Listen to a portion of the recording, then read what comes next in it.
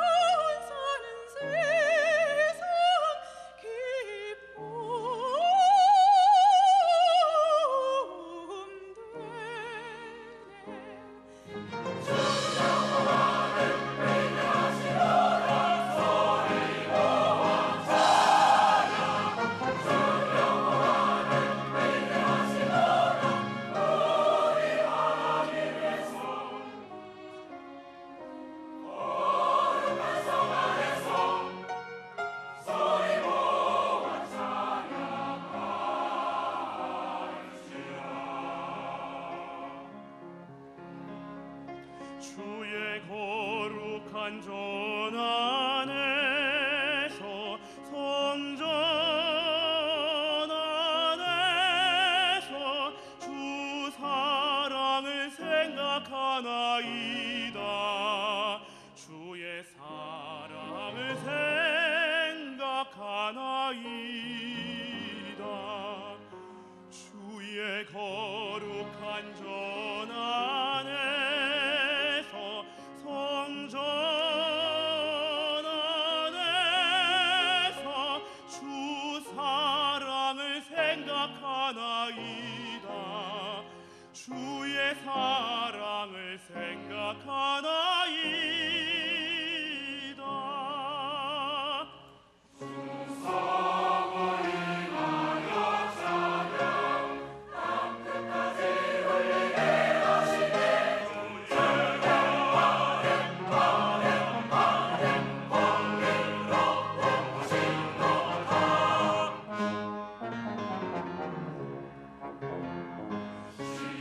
바라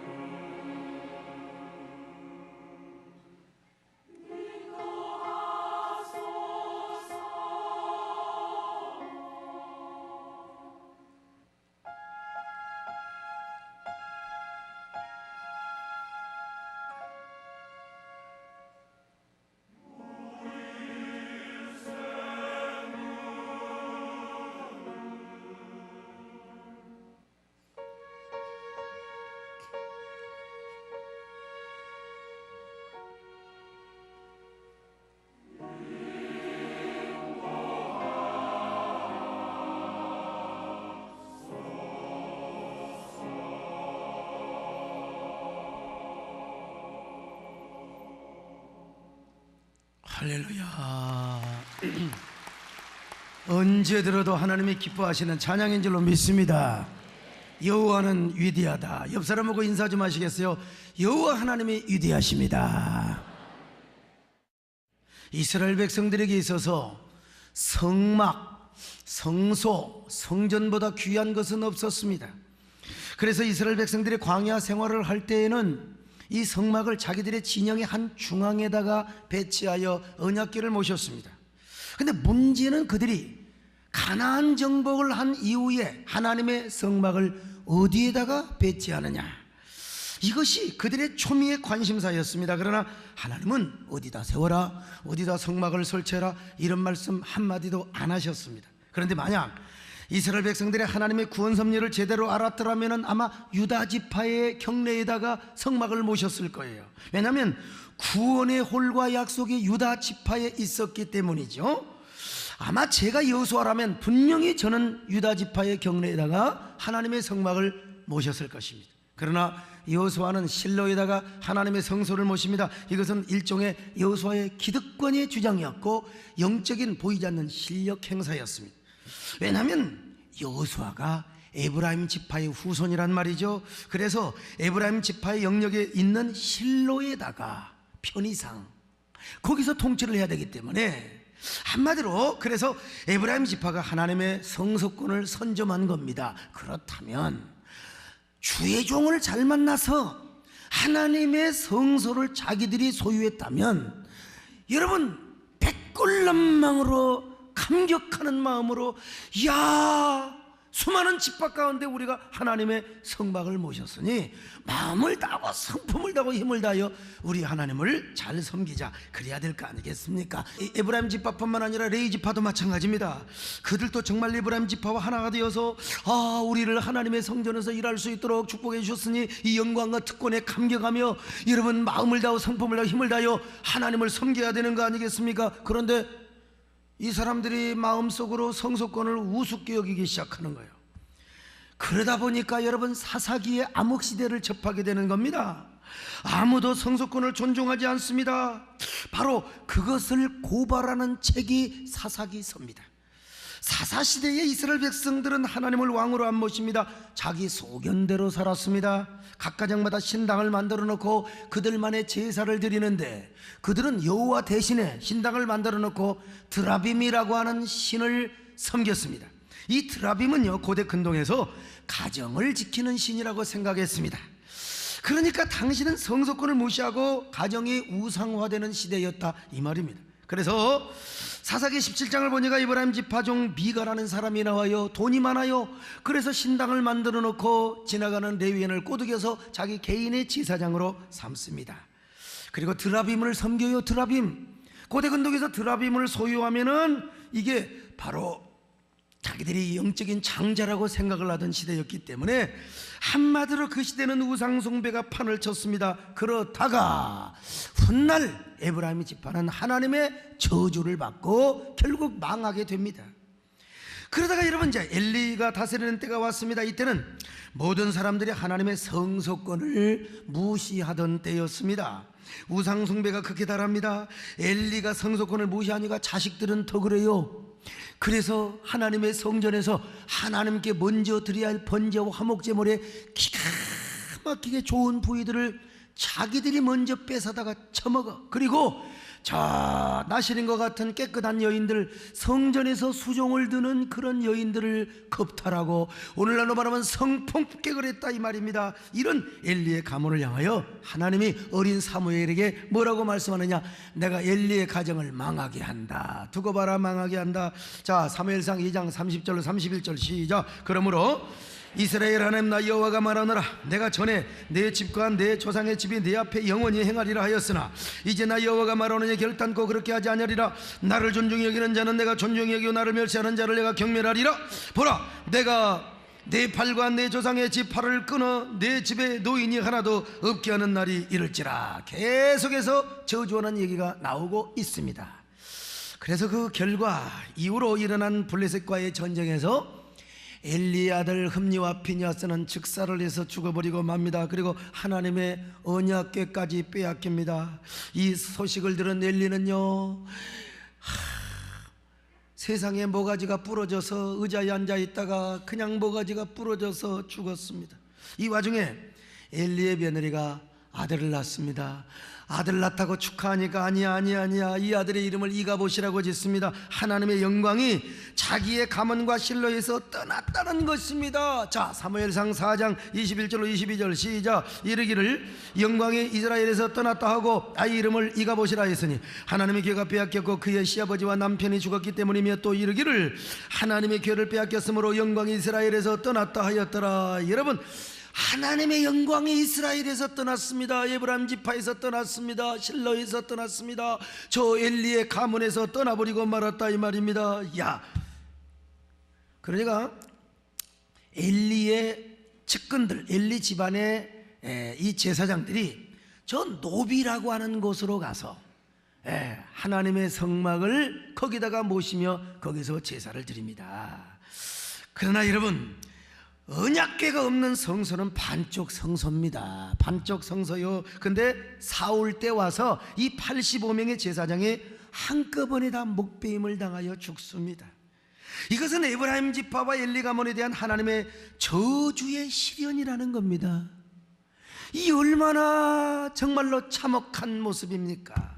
특별히 엘리의 후손 아비아달이라는 제사장이 있어요. 이 아비아달은 다윗이 나라를 세우는데, 다윗이 왕이 되는데 아주 큰 공을 세웠어요. 85명이 죽는데 84명만 죽고 한 명이 겨우 빠져나와 그 에봇을 가지고 와서 다윗에게 얼마나 위로와 힘과 능력을 주었는지 몰라요.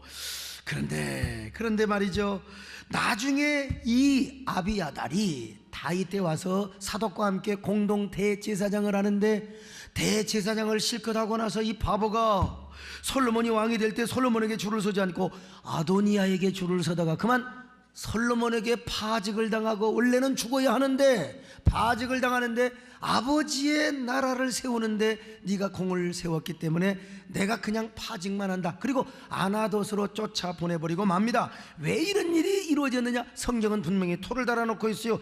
엘리에게 저주를 선포했던 그 말씀을 응하게 하려 함이라고 말이죠. 자, 열왕기상 2장 27절 같이 봅니다. 시작. 아비아달을 쫓아내 여호와의 제사장 직분을 파면하니 여호와께서 실로에서 엘리의 집에 대하여 하신 말씀을 응하게. 얼마나 무서운 말씀입니까 여러분요. 노베에 있는 제사장들 뿐만 아니라 나중에 이 사실을 통하여 엘리에게 저주를 선포했던 그 말씀이 응하게 하려고 아비아달한테까지 쫓아다니면서 하나님이 저주를 하시는 걸 봐요. 왜 그러느냐? 하나님의 성소권을 우습게 여겼던 것을 자손 대대로 역사에 걸쳐서 수많은 성도들에게 깨닫게 하시려고, 사랑하는 여러분, 우리 모두 성소권을 존중히 여기시기를 축원합니다. 근데 여러분, 언약궤가 빼앗겼다, 이거 인간적인 표현입니다. 빼앗긴 게 아닙니다. 사실은 하나님의 영광이 그들을 떠났을 뿐이죠. 저 블레셋에 가서 하나님의 살아계신 여호와는 위대하다, 여호와는 유일하다, 그 하나님의 선교를 얼마나 있습니까? 도대체 하나님의 기적을 일으키고 막 병을 그들에게 주니까 도대체가 감당할 길이 없어서 여러분 벳세메스로 그 언약궤를 전나는 소에 의해서 보내지 않습니까? 그래서 그 이후로 70년 동안 언약궤는 아미나답의 집에 머무릅니다. 아미나답의 집에. 그때 여러분, 아미나답의 집에 있는 언약궤를 모시고 와야지요. 온 이스라엘 백성들이 하나님의 언약궤를 사모하는데, 아니 85명의 제사장들도 노베에서 하나님을 섬기면서 언약궤 가져올 것을 두려워서 못 가져와. 여러분, 천국은 침노하는 자의 것인 줄로 믿습니다. 내가 하나님을 사랑하고 내가 하나님을 가까이 하겠다는데 누가 잔소리요? 내가 하나님의 언약궤를 모시고 내가 하나님께 찬양을 하고 싶다는데 누가 잔소리냐 이 말이요. 이런 바보들, 그러니까 죽임을 당했어요. 사울왕은 말할 것도 없고, 난 사무엘 선지자를 생각해도 조금 아쉬운 마음이 듭니다. 사무엘이 누구냐? 에브라임 지파의 후손이요. 사무엘이 얼마나 경건한 줄 아세요? 그는 경건하고 하나님 앞에 기도하고 그러면 이 성소권의 중요성을 알아야 될 거 아닙니까? 근데 의아한 부분이 뭐냐? 사무엘은 성소권에 적극적인 주장을 하지 않습니다. 그가 주장했던 것은 하나님의 왕권 사상입니다. 하나님이 왕이 되셔서 이스라엘을 다스린다, 통치한다. 자, 그렇다면 따지고 봐요. 하나님이 어떻게 신정주의를 이루십니까? 하나님의 성막에서 하나님의 언약궤를 통하여 하나님께서 왕이 되시고 이스라엘의 신정주의 통치를 실현하지 않습니까? 만약에 사무엘의 성소권에 대해서 적극적인 자세를 가졌다면 아마 자기가 에브라임 지파였기 때문에 자기 고향 라마다 소빔이라고 그랬어요. 여기에다가 하나님의 성막을 모시고 거기에 언약궤를 모셔서 하나님을 섬겼으면 아마 이스라엘의 언약궤 신앙이요, 신정주의 신앙이요, 성막 중심의 신앙이 아마 불타올랐을 것 아니겠습니까? 그런데 아니 참 사무엘이가 왜 이걸 몰랐을까? 그렇게 기도 많이 한 분이 말이죠. 그는 훌륭한 선지자요, 훌륭한 사사였지만 자손만대 복은 못 받았습니다. 자기의 자식들도 불량자가 되어버리고 말았어요.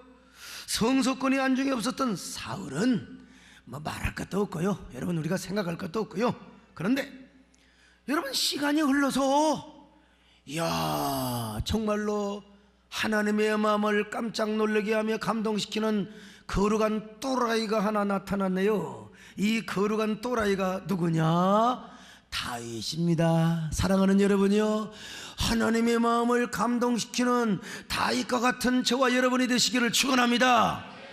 다윗이 어떤 사람이요? 왕이 되자마자 어떤 일을 했느냐? 첫째로 예루살렘을 정복해서요, 그것이 하나님께서 경배받으시기로 예비한 것이거든요. 예루살렘 중요한 곳입니다. 하나님이 예루살렘에다 성전을 짓고 여기서 하나님의 경배를 받으시고, 그리고 이 예루살렘에서 여러분 예루살렘에서 하나님이 이스라엘을 통치하기를 원했어요. 데오크라시를 거기서 실현하기를 원했어요. 그런데 어느 누구도 예루살렘을 점령할 엄두도 못 내. 여호수아 못했습니다. 갈렙 이 산지를 내게 그래봤자 그게 헤브론 산지요. 사무엘 선지자 누구도 예루살렘을 정복할 엄두조차도 못 냈습니다. 왜? 여부수 족속이 얼마나 튼튼하게 지키고 있어요. 철옹성 같은 성을 지키고 있으니까. 그런데 다윗이가 왕이 되자마자 저런 놈들 말이야, 그래서 다윗이가 여부수 성을 물리쳐요. 그게 오늘날 예루살렘 성이 아니겠습니까? 이곳에서 하나님을 섬기고 하나님의 통치를 이루고 싶은 신정주의적 신앙 때문에 그렇다 이 말이요. 오늘 여러분들이 점령해야 할 여부수 성은 없습니까? 여러분이 점령해야 할 영적인 예루살렘 성은 없습니까? 여러분 다 믿음으로 온란에 정복하시기를 축원합니다. 두 번째, 블레셋을 쳤어요. 이 아삭개들 말이에요. 성경에 아삭개라고는 안 나왔는데 언약궤를 뺏어간 아삭개들, 이놈들을 가서 그냥 사정없이 밟아 버렸습니다. 하나님의 백성의 군대로서의 자존심을 세웠던 겁니다. 그리고 나서 하나님의 언약궤를 모셔왔던 것입니다. 여러분요, 다윗은 언약궤를 모셔온다. 어떤 의식이 있었어요? 에브라임 지파가 버렸던 저 성소권을 다윗의 지파, 유다 지파가 지금 뺏어오는 것입니다. 그것도 다윗 도성으로 모셔오는 것입니다. 얼마나 감격했겠습니까? 다윗이가 왜 다윗 도성으로 하나님의 언약궤를 모셔왔느냐? 그거야 하나님 가까이 하고 싶어서. 하나님의 언약궤, 여러분도 교회가 가까우면 좋지 않습니까? 오늘날 여러분 저 멀리 있는 사람도 할 수 있으면 가까이 이사를 오시기를 바랍니다. 여러분요, 뭐 안 올라면 말고 아무튼 간에 그 언약궤를 가까운 데다 모시고 언제나 서나 주님 생각, 언제나 서나 하나님 생각, 그러면서 하나님을 가까이 하기를 원했다 이 말입니다. 여러분 이것이 최고의 영광이요. 오늘 여러분 하나님을 가까이 하는 것이 우리의 최고의 축복인 줄로 믿습니다. 그런가 하면은 신정주의 통치를 위해서였습니다. 다윗은 이스라엘의 진정한 왕은 자기가 아니라는 걸 알았어요. 진정한 왕은 누구냐? 하나님이다. 하나님이 우리의 왕이십니다. 하나님이 여러분 우리 교회의 왕이십니다. 우리 하나님이 여러분요 우리의 기업의 대표가 되십니다. 여러분 가정의 주인이 되심을 믿습니다. 그래서 하나님이 왕이 되셔서 예루살렘에 오셔서 성막을 통하여, 아니 성전을 통하여, 그리고 언약궤를 통하여 이스라엘을 다스려 주시기를 원합니다. 그런 마음으로 언약궤를 모시고 왔으니 다윗이가 얼마나 행복하고 얼마나 감격이 넘쳤겠습니까? 아, 언약궤를 내가 모시고 와? 세상에, 아니 저 에브라임 지파가 우습게 알았던 헌시짝 같은 언약궤를 내가 웬년의 웬사랑으로 이 언약궤의 귀중함을 알고 내가 다윗 도성으로 모셔오다니 세상에 얼마나 감사하고 기쁘단 말인가. 오늘도 여러분 하나님을 섬기고 교회를 섬기며, 그리고 여러분이요 정말 교회 안에서 사명을 감당하는 거, 오늘날 요즘요 이 스칸디 스타일 때문에 아이고 교회는 일주일에 한 달에 한두 번 나가는 거요, 신앙이 이렇게 바뀌어지고 있는 이때에 오늘 여러분이 이 자리를 지키고 있는 걸 영광으로 생각하시기 바랍니다. 여러분 헌신의 힘을 다하여 교회를 섬기고 하나님 나라의 도성을 위하여 성소권을 적극적으로 주장하는 거, 여러분 하나님께 감사하시기를 바랍니다. 다윗이 이걸 생각하니까 너무나 감사했습니다. 그러면 다윗은 언약궤를 어떻게 모셔왔는가? 거두절미하고 다윗은 여러분 언약궤를 모셔올 때 너무나 좋아서 번제와 화목제를 드려 6걸음 행할 때마다 번제와 화목제를 드리는 겁니다. 얼마나 기뻤는지요. 야 멈춰라, 다시 번제와 화목제를 드리자. 야 멈춰라, 또 번제와 화목제를 드리자. 그러면서 여러분 춤을 추며 옵니다. 언약궤가 다윗 도상 앞에 오니까 말이요, 다윗이가 얼마나 춤을 추는지 말이요, 얼마나 춤을 추는지 하체가 보여버렸어. 세상에 속살이 보여버렸다 이 말이요. 여러분 남 앞에서 춤춘다는 게 그래 쉬운 게 아닙니다. 여러분 맨정신으로 춤춰봐요. 그거 여러분 쉽지가 않습니다. 막걸리를 한 서너 잔 먹어야 여러분 얼굴이 붉으수수하고 목사님 이제 한 잔 주겠어요 이러는 거지. 맨정신으로 갑자기 나와서 춤추라면 아이가 쪽팔려요. 그런데 다윗은 기쁨을 감당할 수가 없어서 여러분 속살이 보이고 하체가 보일 정도로 막 춤을 추었단 말입니다. 여러분 이스라엘의 에봇은요 통옷입니다.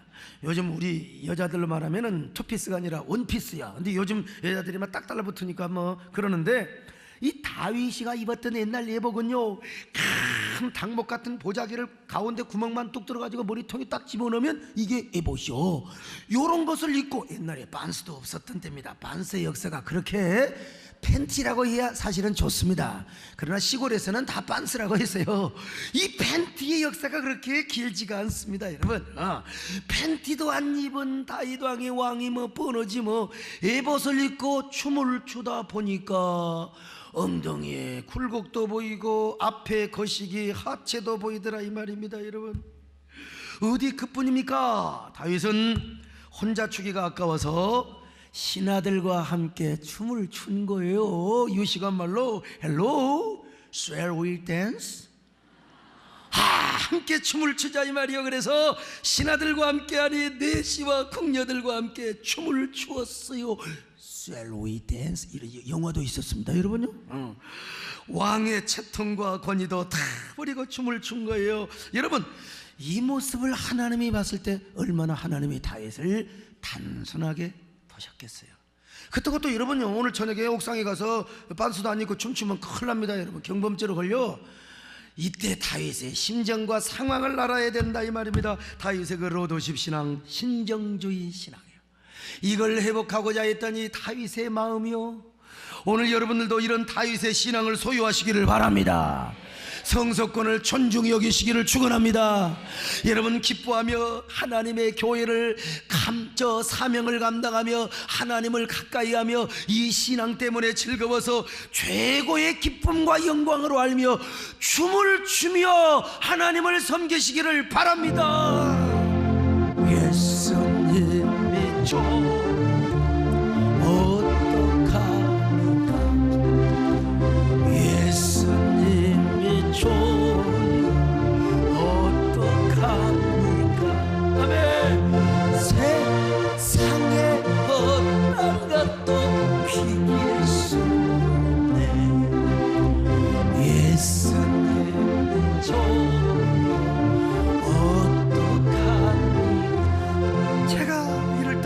돌아가신 우리 김상문 장로님이 생각이 나는데, 김상문이 아니라 김상훈입니다 이제 보니까.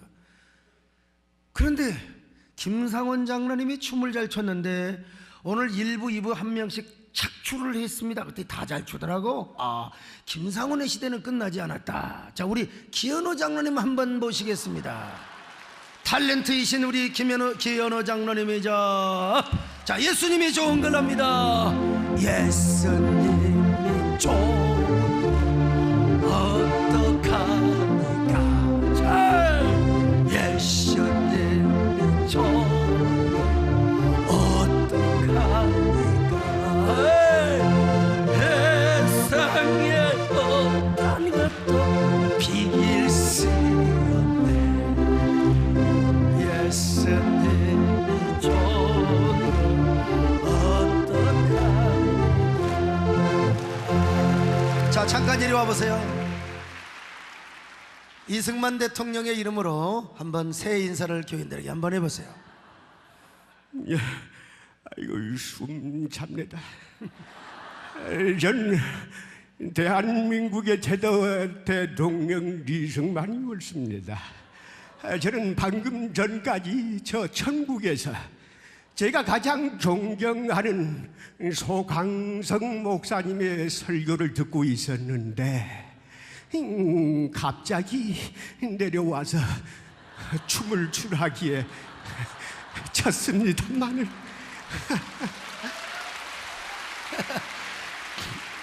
자, 새해 복 많이 받으세요. 이게 한번 해보세요. 어디 춤입니까? 막춤이지.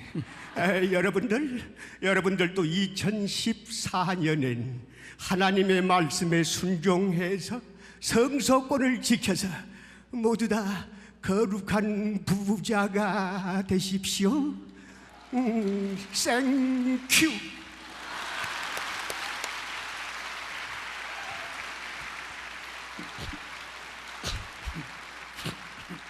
이거 여러분 짜놓고 온 거 아닙니다, 여러분요. 근데 여러분, 이 모습을 미가리가 봤습니다. 미가리가 와, 다윗이가 저 추태 떠는 것을 보면서 말이요, 아이고 세상에 그럴 수가 있느냐고. 근데 다윗이가 이제 미가리가 다윗이 부인이니까 왔을 거 아니겠어요. 그런데 경멸하는 눈빛으로 미가리가 다윗에게 뭐라고 말한 줄 아세요?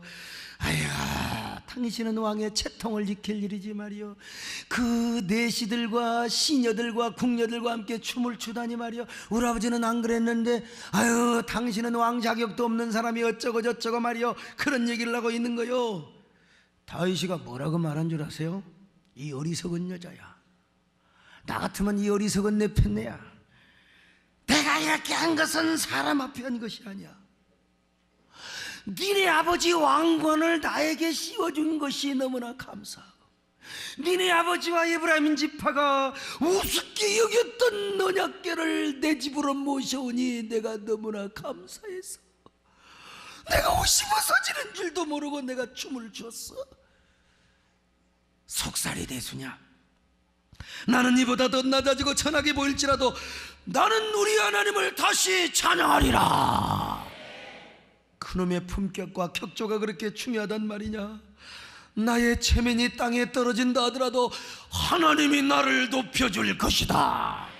기가 막힌 말씀이요. 자, 사무엘하 6장 21절로 22절 시작. 다윗이 미갈에게 이르되 이는 여호와 앞에서 한 것이니라. 그가 네 아버지와 그의 온 집을 버리시고 나를 택하사 나를 여호와의 백성 이스라엘의 주권자로 삼으셨으니 내가 여호와 앞에서 뛰놀리라. 내가 이보다 더 낮아져서 스스로 천하게 보일지라도 네가 말한 바 계집종에게는 내가 높임을 받으리라. 할렐루야. 야, 이런 고백을 다윗이 이렇게 한 거요. 그럼 하나님이 이 고백을 하나님이 안 들으셨겠습니까? 하나님 뭐라고 하셨겠어요? 그러니까 너는 내 마음에 합한 종이지. 내가 너를 반드시 축복해 줄 것이다. 내가 너를 반드시 높여줄 것이다. 다윗은 이처럼 성소권을 귀하게 여겼습니다. 성소권의 가치를 알았어요. 예. 근데 보세요, 다윗은 얼마나 하나님이 높여주셨고, 미갈이라고 하는 여자는 평생 아이는 못 낳고 세상의 역사의 무대에 사라져요. 저주받은 여자가 되어버리고 말았어요. 여러분, 하나님은 도덕적인 기준을 통해서만 은혜 주시는 거 아닙니다. 도덕적인 기준으로만 은혜 주신다면 밧세바라는 여자는 이거 문제가 많은 여자고 복받을 절대로 자격이 없는 여자. 아이 바세바 이거 그냥 지나가도 되는데 나 이 바세바 얘기 나올 때마다 참 한심한 여자입니다 여러분. 아니 어떻게 다윗을 그렇게 무너뜨리려고 대낮에 석양역에 옥상에 올라와서 목욕을 하냐 이 말이야. 이게 딱 보니까 바세바가 보니까요 다윗이가 왕궁일을 꼭 그 시간 되면 거니는데 자기가 볼 때 이게 뭔가 다윗이가 2%가 부족한 남자 같고 뭔가를 필요로 하는 남자처럼 여긴다 이 말. 그래서 나와서 옷을 벗는 거예요. 옷을 벗고 물을 끼얹으면서 그래도 다윗이가 안 봐주니까 아마 틀림없이 바세바가 소리를 질렀을 거예요. 바가지로 물을 끼얹으면서 시원해 미치겠어. 그러니 다윗이가 여러분 아무리 목소가 아니고도 여러분 다 보일 수밖에 없는 거죠. 근데 다윗이가 그 모습을 보자마자 한 방에 간 거야. 한 방에. 참. 아니 보니까 이게 꿈이냐 생시냐 눈을 비비고 보니까 이야 석양역해. 참 완전히 올타를 하고 목욕을 하는 그 모습에 다윗이가 완전히 뿅 간 겁니다. 바람 속에 휘날리는 머리카락 사이로 황혼빛에 비치는 여인의 눈동자, 조용히 들려오는 여인의 속삭임, 조개들의 옛 이야기가 아닙니다. 말없이 바라보는 석양의 여인아. 제가 그냥 지나가도 되는데요 제가 한번 또 읊조려야 되지 않겠습니까?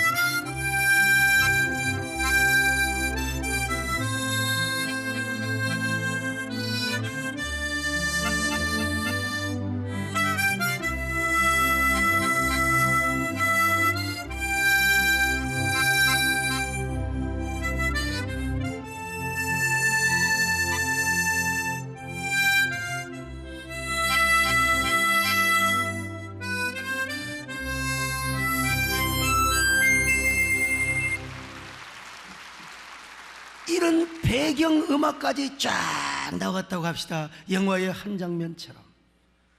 그러니까 다윗이가 그날 밤 대형 사고를 이게 안 저질래 안 저질러줄 수가 없어. 그래서 그날 밤 큰 대형 사고가 났습니다. 아이고 일 저질러 놓고 최전방에 우리아까지 보내서 우리아까지 죽였네요. 여러분 하나님 앞에 이게 얼마나 큰 죄인지 몰라요. 그래서 훗날 다윗은 나단 선지자의 책망을 받고 얼마나 눈물로 회개한지 시편 51편을 보면 아주 침상이 썩어요.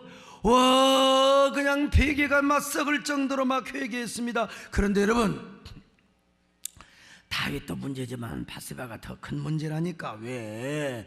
아니 우리말로 말하면 부엌에 가서 목욕을 하고 아니면 저녁에 할 일이지 옥상에 와서 왜 내낮에 목욕을 하냐 이 말이요. 이거 미친 여자입니다 여러분. 지금 고개 숙이고 있는 여자는 바세바와 비슷한 여자라고 할 수 있어요.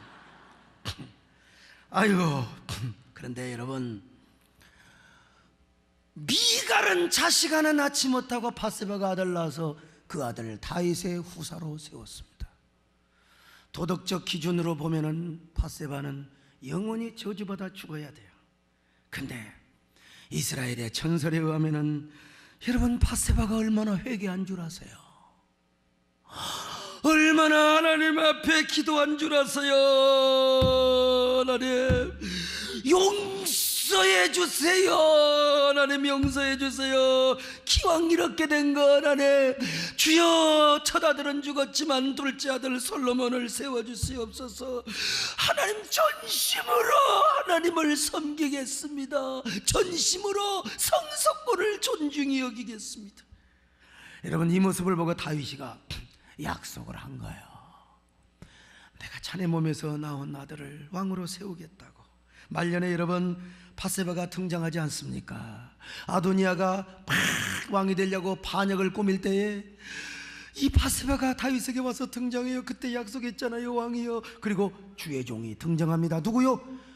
바로 나단 선지자가 등장합니다. 나단 선지자가 하나님의 뜻입니다. 왕이 약속했지 않습니까? 자, 열왕기상 1장 22절로 23절 봐요. 시작. 밧세바가 왕과 말할 때에 선지자 나단이 들어온지라 어떤 사람이 왕께 말하여 이르되 나 선지자 나단이 여기 있나이다 하니 그가 왕 앞에 들어와 얼굴을 땅에 대고 왕께 절하고 점점점 이런 얘기가 나옵니다. 여러분요, 여러분, 이 밧세바는 나단 선지자를 아버지 하나님처럼 모셨던 사람입니다. 여러분, 자기 기도로는 부족할 것 같아서 나단 선지자를 대동하여 언제나 하나님을 가까이 모시고 주의 종을 그리고 하나님의 성소권을 존중히 여겼던 여자라고 이스라엘의 랍비들도 그렇게 추측을 하고 있어요. 어쨌든 밧세바는 성소권을 존중히 여기고 하나님께 기도하며 살았던 여인이요, 하나님을 사모했던 여인이요, 비록 과거는 불순했지만 그래서 솔로몬을 왕으로 세웠어요. 그러나 미갈이 체면 따지고 야, 도덕윤리 얼마나 격조가 있는지 몰라요. 아버지를 닮아서 성소권은 또 개판으로 여겼던 여자요. 그런데 얼마나 뚜렷한 구분이 일어나요. 근데 완전히 인생의 갈림길이 달라져 버렸어요. 더더구나 여러분, 미갈이라고 하는 여자는 다윗의 첫사랑입니다. 여러분, 다윗의 남자는 첫사랑을 잊을 수가 없습니다. 여자도 마찬가지고. 그리고 다 첫사랑이 있는 겁니다. 저도 있고. 우리 마누라는 첫사랑이 더 깊다고 해요. 아마 우리 정권사님도 첫사랑이 없지는 않았을 것이고 다 표현을 안 해서.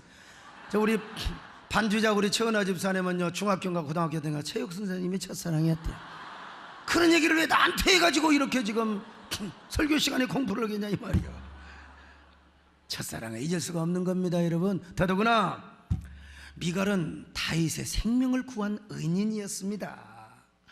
사울이 다윗을 질투하여 죽이려고 하는데 이때 누가 살려줘서 미갈이가 다윗을 창문으로 탈환해서 살려줬어요. 자, 사무엘상 19장 11절로 12절 시작. 사울이 전령들을 다윗의 집에 보내어 그를 지키다가 아침에 그를 죽이려 한지라 다윗의 아내 미갈이 다윗에게 말하여 이르되 당신이 이 밤에 당신의 생명을 구하지 않으면 내일에는 죽음을 당하리라 하고 미갈이 다윗을 창에서 달아내매 그가 피하여 도망.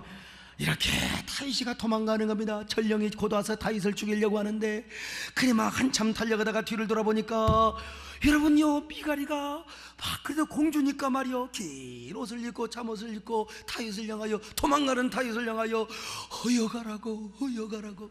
이 드라마에 보면 어여가 그렇잖아요. 저는 여러분 연기가 이렇게 된다는 사실입니다. 어여가라고. 당신 사람만 있어요. 사람만 있으면 나도 당신을 따라가겠다고, 내가 당신 길을 따라가겠다고. 여러분, 탈구덩 같은 눈물을 흘리며 노래를 하며 고백합니다. 당신의 길을 따라가리라고.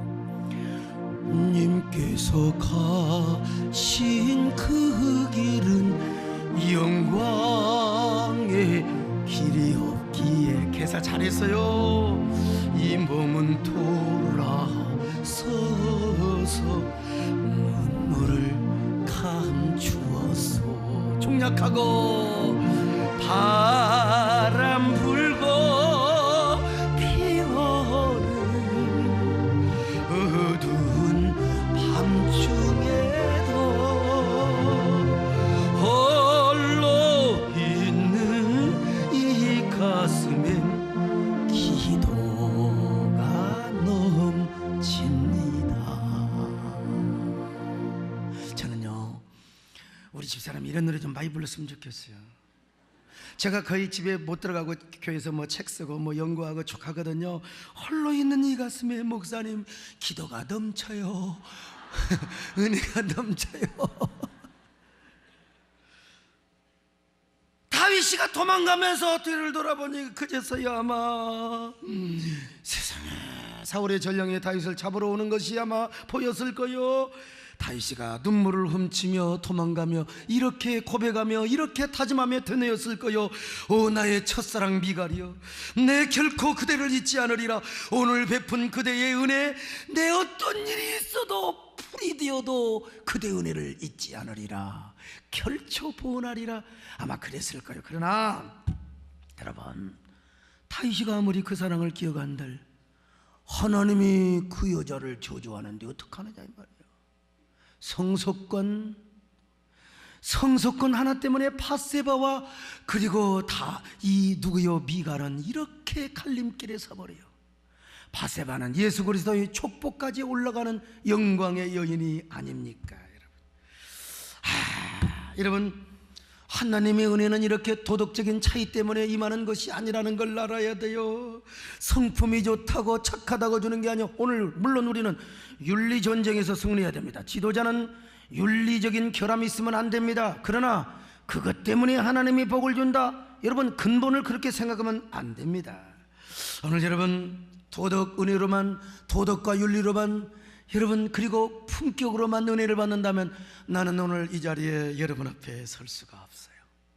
하나님의 은혜요, 부족하지만 그래도 하나님 앞에 의협심을 가지고 성소권을 존중히 여겼을 때 하나님이 오늘 또 이 종을 쓰시는 것 아니겠습니까? 여러분 이 세상에 가장 중요한 게 성소권임을 아시기를 바랍니다. 성소권을 목숨처럼 여기시기를 바랍니다. 그래서 다윗처럼 밧세바처럼 복 받으시기를 바랍니다. 그럼 도대체 성소권이 뭐야? 성소권이 무엇이길래 사람들의 인생을 이처럼 이렇게 갈라지게 한단 말이냐? 인생의 갈림길을 이렇게 다르게 한단 말이냐? 도대체 성소권이 뭐고 이걸 어떻게 존중해 여겨야 된단 말이냐? 시간이 다 지났습니다. 여러분 다음 시간을 기대하시기 바랍니다. 여러분 천국 가기 전에 이 말씀 다시 한번 들어야 됩니다. 여러분 그래서 다음 주일은 꼭 오셔서 설교를 들으셔야 됩니다. 그런 저와 여러분 되시기를 축원합니다. 아버지 고맙습니다. 성소권을 존중히 여기며 우리도 다윗 왕이 되게 하시고 영적인 밧세바처럼 그런 축복의 정상에 서게 하여 주시옵소서. 사명의 사람이 되게 하여 주옵소서. 예수님의 이름으로 기도드리옵나이다. 아멘.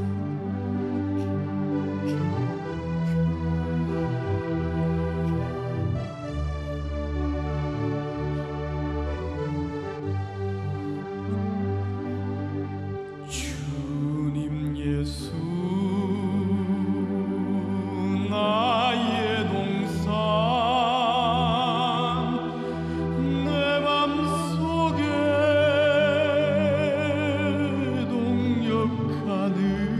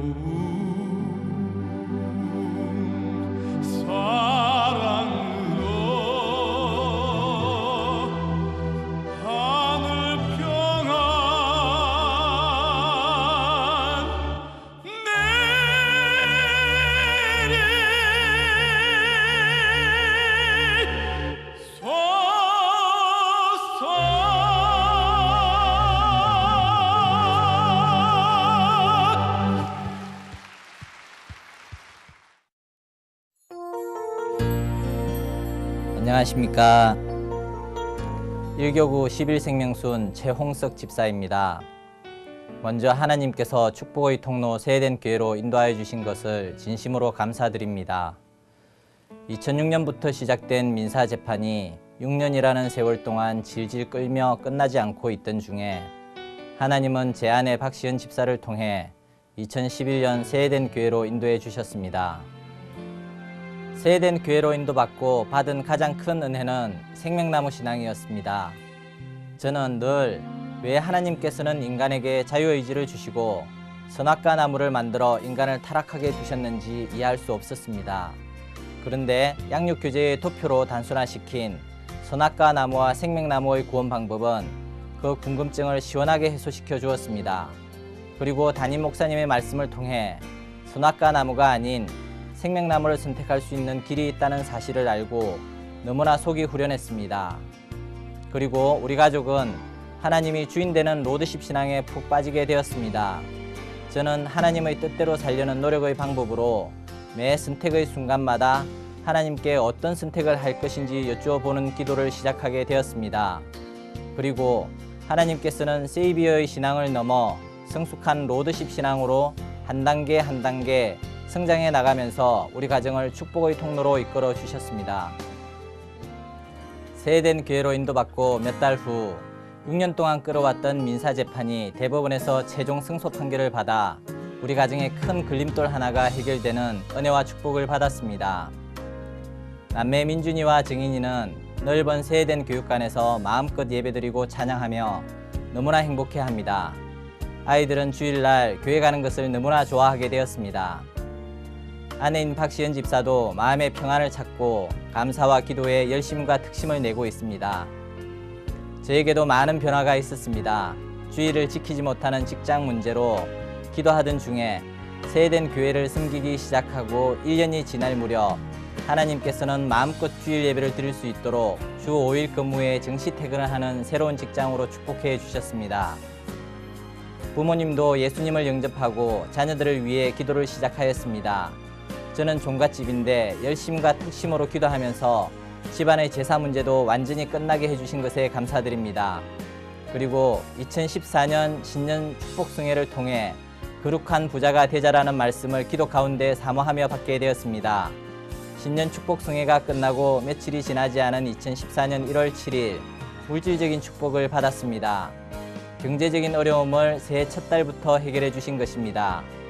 이스라엘 족속들이 어느 족장의 대열에 줄을 서는가에 따라 삶과 운명이 달라지듯 소강석 목사님의 줄에 서는 순간 제 가정의 삶과 운명이 하나님께서 하늘문을 열고 축복을 쏟아부어 주시는 삶과 운명으로 바뀐 것이라 확신합니다. 저는 무엇보다도 목사님께서 강조하시는 지금의 헌신, 현재의 헌신과 사명을 작은 것부터 실천해 나가도록 계획하고 있습니다. 또한 소강석 목사님의 말씀처럼 록펠러의 흉내라도 내는 중직자가 될 수 있도록 기도하며 인도받기를 원합니다. 그리고 또 응답받고 싶은 것이 있다면 주일학교 교사는 주업이요 나의 사업과 직장은 부업이며 우정부 장관직은 임시직이다 라는 유명한 말을 남긴 존 워너메이커의 사명감을 가지고 주일학교 교사로 헌신하는 것입니다. 필요한 것은 하나님께서 세밀히 인도하여 주실 줄 믿고 기도하며 찬양합니다. 거룩한 부자로 성취될 축복에 다시 한번 감사를 드리며 모든 영광을 하나님께 돌립니다. 감사합니다.